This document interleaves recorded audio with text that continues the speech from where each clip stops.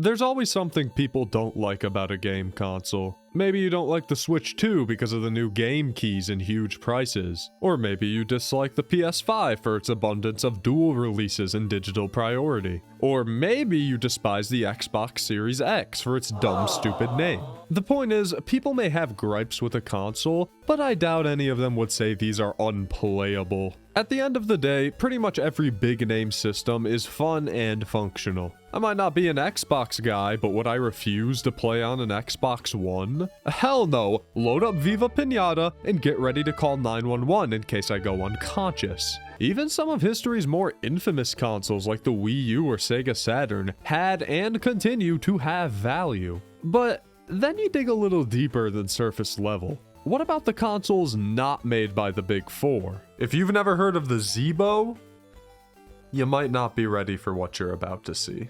Misfit game consoles are a car wreck that I can't turn away from. This isn't Sega Game Gear obscurity anymore. This is Pippin obscurity. Consoles made by other developers do rarely release these days, but before the 2010s, these things were everywhere. And let me tell you, there's a reason Zavi Export isn't a household name. Most of these companies tossing their hat into the ring failed miserably. Apple and Bandai, Casio, Tiger, whoever came up with the Nuon, these are all companies who tried and failed to enter the big boy console market. But there was one company who was about to make the worst of them all. In 2006, the toy company Mattel decided it was time to create something that probably led to the recession 2 years later. They released a trading card video game console hybrid called the HyperScan. I've played a lot of rough things for this channel. Toy Story 3.exe, a bunch of bad creepypasta games, Tales of Sky Patrol plug-in plays.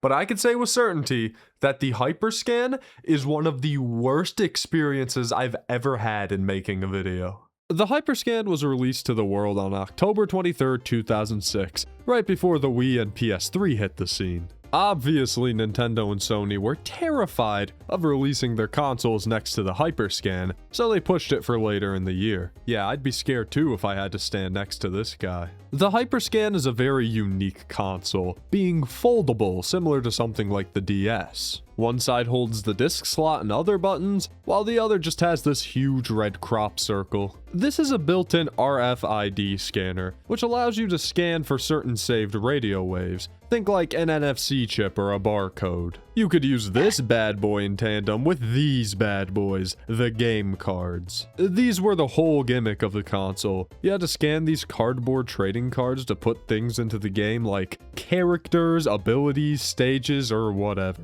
You also used it to store character data or stats, like an early version of an amiibo. And just like an amiibo, you best believe this was an additional fee. Now, this wouldn't have been such a big issue if you didn't need the cards to do anything. But all 5 games on this console, yes, there were only 5, require these cards. Sure, the games would come with a few, but if you wanted more than 2 characters in a fighting game, you had to gamble for it. You could argue this is an early version of those toys to life things like Disney Infinity or Skylanders, but you could play other games on your console than those two. Imagine if you bought a Wii and every single time you wanted to play as a new character, you had to shell out $10 for the slightest chance to play as Mario. But oh no, looks like you got your third duplicate of Spike! To get all of the content in these games, you would have to spend over $100 bare minimum, and that's only if you don't get any duplicates. And honestly, you probably don't even want to play these games because this controller is abysmal. Let's first address that this is a 2D console with half of the titles being fighting games, and all you're given is a loose analog stick. Not to mention the stiff buttons, hilariously disproportionate shoulder buttons, and a 6-pin connector? Buddy, I've got a Windows 98 desktop that can use USB.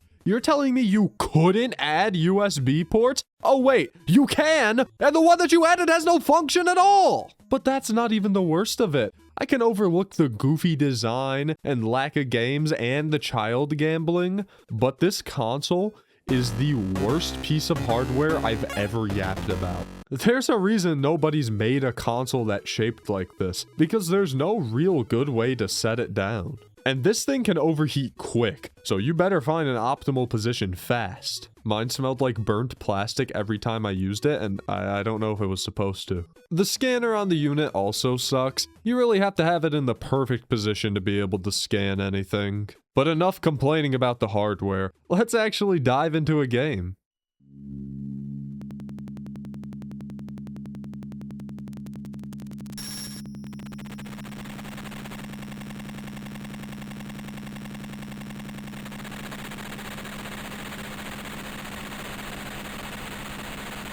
Is what I'd say if the console actually worked. Oh, I'm sorry. What's that you're whispering into my ear? Roughly 10,000 units sold? You gotta be yanking my leg. If you know anything about the HyperScan, you've probably heard that it's insanely prone to hardware failure. Whether it be the shoddy disc laser, AC cable, or even the AV cables, something is likely to break on this system. And the worst part? You can't even swap out the AV cables if they break because they're built in. So if something as simple as that happens, better ask the wife to bust out the soldering kit. The console I bought was one of the unlucky many that fell victim to hardware failure. I did everything I possibly could have tried to fix it. Cleaning the laser, trying multiple games, putting it in different positions. I got another AC cable with the exact same voltage to no avail. I even opened up the console to give it a deep clean and take a look, and I'm no longer surprised that this thing failed. I feel like I'm looking at that Game Boy that survived the Gulf War. Now, I've heard of YouTubers having to buy multiple of these consoles before getting one that works, but between my stubbornness and mostly my budget, I pushed on through.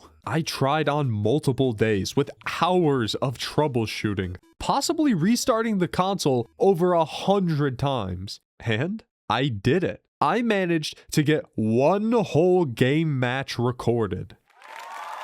Well, most of it at least. I already bought so much stuff for this damn console, so I wasn't about to go and buy another one, so I turned to emulation. Which turned out to be really difficult, and I couldn't figure it out. So for some of these games, I'm going to be using other people's footage to refer to it. Which, it looks like I'm not missing out on much, so I don't feel too bad about it. Like I said earlier, there were 5 games that were released for this console. There were a few canceled ones out there, like Nick Extreme Sports and Avatar, but nothing else. Legend says that the Avatar game roams free somewhere in the world. Let's start with the pack-in title, X-Men. I actually got an entire box of these booster packs off eBay for like 15 bucks. These had to be rotting on the shelf like William Afton or some sh**. Booting up the game. Yeah, there's quite a few of those. One of the other big things about the HyperScan is how abundant and abhorrent the load screens are. Boot up the game, load screen. Get through company logos, load screen. Pick a game mode, load screen. The only game that isn't too bad with it is Interstellar Wrestling League, but we'll get to that. X-Men is a very by-the-books fighting game. I know it probably wasn't intentional, but I do love how the characters look like toys. Reminds me of how those old Star Wars Flash games used to look. Scan your character card, your mod card, and the game can begin. For once, I appreciate the load screen. It gives me time to mourn my money. It's just a really boring fighting game. You can scan cards to do a finishing move, but good luck scanning fast enough. There's multiplayer, arcade mode, or you could check out your character's stats. Your character stats will increase every time you win and will save right to the card. I don't really have much to say about it beyond that, it's quite generic. Now, X-Men is actually one of the 3 games that I have, but to be fair, I couldn't get it to run past the character select screen. For all I know, this could be the most intuitive, beautifully controlled fighting game I've ever played. At least that's what I'd say if I didn't play Interstellar Wrestling League. This is the other fighting game on the console, the only original title for the HyperScan. Surely the people who made this could make a good original game. It's supposed to be a funny, quirky game where everyone's all silly, but instead you just get X-Men, but Wolverine won't shut the fuck up. It's very similar to the last game modes and all, but the gameplay is so stilted, you stop dead in your track anytime you use an attack. Not to mention that in the middle of the match, the ref pops up to tell you to scan another card. The only thing this game really has going for it is the cartoony art style, which even that looks questionable. Let's see, Marvel game, original game. How about another Marvel game? Marvel Heroes was the only game I just straight up couldn't find on eBay, and I was willing to shell out the big bucks for a complete set. You'll see what I mean when I get to the last game. It's a 2D platformer where each character has a unique short stage to go through. At least it seems to have some thought put behind it. Shout out to Ultimate Goblin on YouTube, because they actually beat every single stage of this game and uploaded it. I do hate reviewing games that I've never actually played, but I think you could just watch the gameplay on this one and figure out it's not very good. I don't even have to say my critique. Goblin here's got me covered. Ben 10 seems to be more 2D platforming, looking more like a Flash game than anything. The cards here at least make a little more sense. It's like you're actually using the Omnitrix. Just don't think too hard about it. Let's see, Marvel game, original game, Marvel game, Ben 10. How about another Marvel game? This was the absolute biggest gut punch of this whole broken HyperScan thing. Spider-Man. Ignoring the fact that Marvel Heroes just doesn't exist, this is the rarest game of the bunch, being a Toys R Us exclusive. The copy I have here ran me $85. Can you see why I still wanted to make the HyperScan video? Despite being the third Marvel game, and the second game where you could play as Spider-Man, this one actually doesn't seem too bad. There's an overworld where you can swing around, a ton of little levels to complete, fun-looking gameplay. If you're in the mood to drop money on this actual ticking time bomb, I think this is the game to grab. And really, that's all there is to the HyperScan. It was discontinued pretty quickly in 2007 when sales were horrible and consoles were being returned. The funniest part? All of the X-Men cards weren't released yet before the console was canceled, so it is impossible to play all of X-Men. The idea of the HyperScan was just not thought out at all. They clearly prioritized profiting on those cards and recognizable IPs over making a good console or even good games. Now, allegedly, the developers of 4 of the games, Semi-Logic Entertainment, was given less than a year to make them. Now, I did get this information from a website that says HyperScam right above it, so take that with a grain of salt, but it would explain a lot. Even if my console ended up working perfectly, I don't think my thoughts on this would have changed. Hell, I think the fact that my console was broken is a perfect way to demonstrate how horrid this console was. There were a few ideas that were kind of ahead of its time, and the Spider-Man game didn't seem terrible, but that's all there really is that's redeeming about this system. It's not funny bad, it's not the most interesting thing in the world, it's just a boring ass footnote in gaming history. Really, it's a shame we'll never see console flops quite like this again. Maybe whatever that next Playground thing I keep seeing is in stores will fail. What? Farewell, HyperScan. I won't miss those agonizing nights of troubleshooting and praying that I could still make a video out of this. I'll honor your memory in the only way I know how.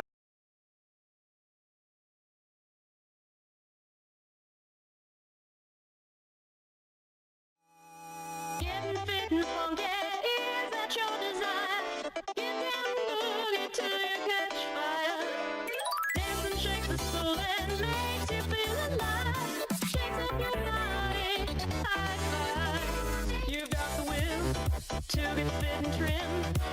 Now shake a leg and you will get slim. You know it.